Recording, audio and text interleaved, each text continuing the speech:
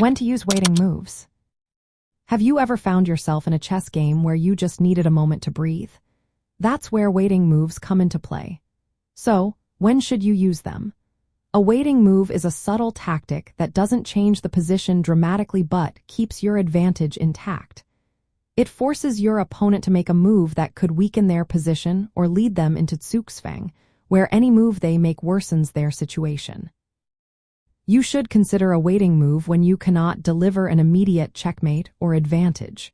For example, if you are close to winning but cannot finish the game without risking a stalemate, a waiting move can force your opponent into Zugzwang. This can set you up for a decisive follow-up move, like checkmate or gaining material. Waiting moves shine in endgames or positions with limited options for your opponent. By making a waiting move, you can compel them to move into a worse position, often resulting in material loss or allowing you to create a mating net. If you have a strong position but are unsure how your opponent will respond, a waiting move gives you time to observe their plan. This is particularly useful in complex or unclear positions, allowing you to adjust your strategy based on their response. Another reason to use waiting moves is to disrupt your opponent's rhythm. By forcing them to commit first, you may cause them to make a suboptimal move.